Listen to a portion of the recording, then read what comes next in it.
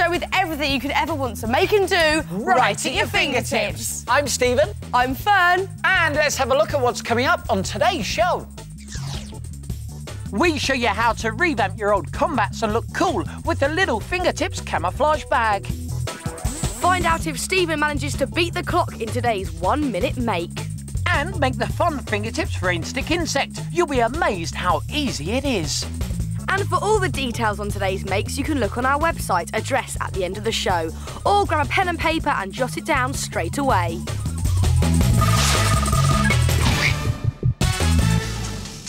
Now, if you love your personal CD player half as much as Stephen does, then you're going to love this. It's the Fingertips CD Speaker Storer. Now, if I open it up, you can see inside there's even a place to put your personal CD player. And there's a handy microphone to hang up your headphones, so they'll always stay tangle-free and ready for action at a moment's notice. And if you put a hole in the back of the box, the whole thing looks like it's wired up like a proper speaker.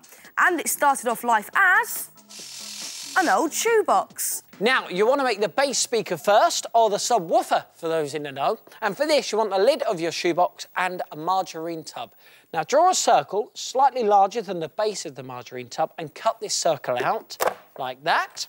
And then get some glue and go round the rim of the cut-out circle, all the way round. A bit more on the other side. And just there. And then you want to stick the margarine tub in place. Just push it through, like that. And then just leave it to dry. Now, once it has dried, you want to stick the lid back onto the box. So put one piece of masking tape along one edge on the inside and another piece of masking tape down the edge on the outside. Now, this will give it a nice hinged effect and it will give you more room for your CDs. Now, to make this CD shelf right here, you need to get a washing powder box. And this one fits perfectly inside our shoebox, but you may have to look around for one that fits inside your shoebox. Then cut off this flap and this edge here, so your box will end up looking like this. Now, before you stick it in, get your CD and just pop it on the back wall of your box and make a little line about there so you know how big your CDs are going to be. And then you can stick your shelf to the back wall of your speaker. Now you want to make a CD separator, and surprisingly, these are really, really easy to make, and they are so nifty because the CDs just get held in place like that. Now, you may remember that we actually made one of these as a 1-minute make, but never mind if you didn't catch it, because if you go to the website, address at the end of the show, we've got a template there that you can download and print off. Right, there you go. Cheers, Stevie. Now just stick that right onto your CD shelf. There we go. Now, on the finished one, you can see, as well as there being a subwoofer, there's also a smaller tweeter on the top. Now, this is just a pop-on lid with half a ping-pong ball stuck onto the front of it. And you want to put lots of glue on the back. There we go. And stick this to the front just above the bottom subwoofer there. And now it's time to add some extra security. These little latches on the side. Now, they're just made from small pieces of card with a little bit of hook and loop fastener on one end. So stick one section to the lid, and then the other piece you want to stick onto the box, and then that will now secure it nicely in place. You want one at the top and one at the bottom. And don't forget to put a little hole in the back so your headphone wire can pass through. Now the speaker's complete, it's time to make the microphone, and you're not going to believe how easy this is to do. Get yourself a kitchen roll tube and make 2 slits. One on this side and one on this side. And then taper this end in by just folding one side into the other and secure it in place with some masking tape.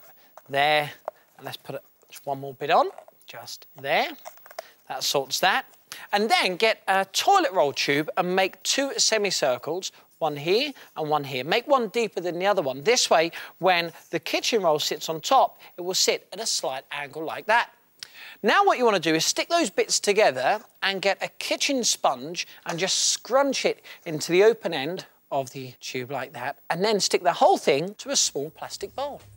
And then paint your microphone. We've gone for this lovely silver metallic paint. And then it's time to decorate your speakers. You can go for any design to match your personal CD player, your stereo, or even your bedroom. And look at these. What about a retro wooden design using wood effects sticky back plastic? Check out this space-age boombox if you're into thumping drum and bass. And finally, the double-shelved CD storer.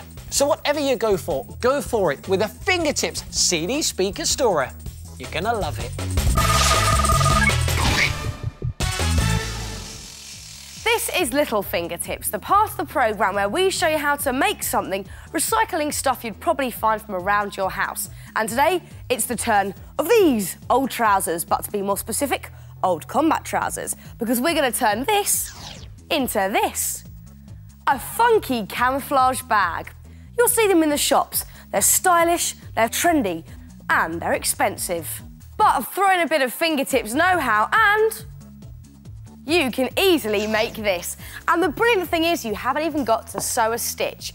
Now start by turning your combat trousers inside out, and then you want to cut away the legs just below the pockets, about here. Get rid of that bit, and then get a hole punch and punch some holes along this bottom edge, about 1 centimetre from the bottom and about 1 centimetre apart. And then get some coloured cord, or a shoelace in this case, and you just want to start threading up all of those holes. Just weave in and out of the holes like this, and keep going with this until you've threaded up both legs. And when you've done that, it will look like this. This whole edge is now threaded up. Then just tie these loose ends off in a knot at either end and turn your camouflage trousers back the right way round. And you'll see the bottom is now nicely sealed up. And you can even add some hook and loop fastener at the top just there for some extra security. And for the strap on the bag, you can get a military webbing belt or just get your fingertips on any belt you can. Now, these military webbing belts are brilliant because you can find them really easily, they're cheap, and they're also really nice and strong. Now, this is the clever bit. Look how you attach it to your trousers. You just undo one of these side loops, and then this loop will thread through your belt, and then do it back up with the button for an instant result. Check that out. And for a finishing touch, you can add some nice army badges. Just place these wherever you like. Just like that. These camouflage bags are really cool. And you can even use the trouser pockets to keep things in, and use any colour camouflage you like. Check out this black, white and red design. We've used some badges, but this time added some sequin detail too. You could also try the same design, but using an old pair of jeans, and this strap's made from an old leather belt. We've added some sequin detail and even used some fabric paints.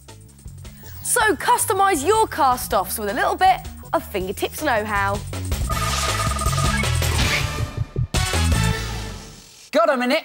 Because this is the part of the programme where we show you how to make something, hopefully in under a minute, using odds and ends from around your house. Today, it is my turn to make. And it's my turn to time. And that's all I need, no more. Just that? Just that. OK, now I'm not going to tell you what it is just yet, but watch carefully and see if you can guess along the way. Are you ready, Stephen Mulhern? Yes, I am. And I tell you something, this one is up to scratch. Ah, is that a clue? Stuck it in there. OK, 3, 2, 1, go. OK, first thing I need is a bit of card and a felt tip. No, don't need to look at it. Don't look, please. Right. Don't look, please. Don't look. Right. No. That's 10 seconds gone. Nearly done, nearly Let me done. have a look. I'm not going to tell you how long you got left. OK, hang on. Right, now what I do, don't look, right. And then I cover this with crayon, wax crayon. Please don't sneak. All right, I'm not going to tell you how you're doing then. OK. That's all right, because I know I'll beat the minute, like I always do. And now what I do is, that was 32 seconds, is it? Oh. Get some paint, and I'm nearly there. And stop. You're still making. I'm not going to stop anything. Stop. Right. 46 seconds. Not bad, not bad. Now, the thing is, what you need to do is make sure that you cover the whole message, and if that means covering the whole card, you can do that. But do you know what it is? No, because you're being all secretive, so I'm guessing it's some kind of secret message. OK, well, look, you're very close. See, this is a scratch card. You wait for all of the paint to dry, and when it has dried, you get a coin, OK, and you scratch off the dried paint to reveal your message. There you go. Show them how it's done. OK, Stevie, I will. First of all, take your piece of card, and if I can borrow your pen, write a message on it, a secret message or anything you like, and then get some crayon, and then just cover that message completely in crayon. Now, you actually do need to press quite hard so that lots of crayon comes off. So keep going all the way over, and then get some poster paint and paint all over the top of this, covering your whole piece of card. There we go. And once it is dry, get a friend to scratch it off to reveal that secret message. It is a neat idea, isn't it? And what about this? You could use it to reveal a message in maybe a birthday card or a thank you card. And have a look. You could make a phone card or a TV card too. So give it a go. If you get the itch, give it a scratch and see if you can beat the clock.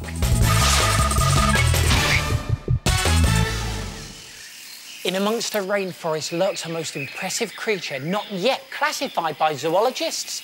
It's the rainstick insect. It looks fantastic, doesn't it? And it has an unexpected extra. It doubles up as a rainstick. How cool does that sound? That is brilliant. Our rainstick insect is made from easily available stuff, like popcorn and a few kitchen roll tubes. Now, not only does the rainstick insect look good, it sounds fantastic. And the great thing is you can make it as long as you want. All depends on how many kitchen roll tubes you have. Now, we think 4 is a good size, and you want to stick them all together using masking tape. So let's do the last one just here. And then pick either end and just squeeze it together like that and secure this in place with more masking tape. And that will keep it nice and secure. And now, Fern, it's over to you. It's time to add the rain to your rainstick. As we said, popcorn works really well, so if you hold it in place, Stevie, just want to pour 1 cupful in. And listen, you can actually hear the rain already. Sounds great, doesn't it? It does. Let's pour the whole lot in. Thank you, Stevie. Sorted. Now, you just want to add some cling film to the top of your kitchen roll tube. Put it nice and tight like that, and then get some masking tape and wrap it all the way around, and this will stop any popcorn escaping. There we go, rain in a rainstick. Fantastic. Now it's time for the legs. And for this, you want to make 3 holes either side of your now long tube with a sharp pencil.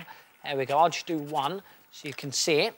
And then you want to get a pipe cleaner and half twist it like we've done with this one here, and just twist it into the tube until you only have the straight bit visible, like this one here. Now, not only do these pipe cleaners look like insect legs, but they also slow down that falling popcorn to make your rainfall last longer. It does sound so realistic, doesn't it? And check out these boggly eyes, look, they're just polystyrene balls with felt tip marking. Or you could make them out of paper mache. And once you've done them, all he now needs is a bit of paint camouflage. Now, you can paint them any colour you like and make them any size you want. From this little baby, isn't he cute? To this big beast. How cool does that look? Now, you can paint them any colour you like, from the natural world to out of this world. And if you really want it to rain, how about a rain dance?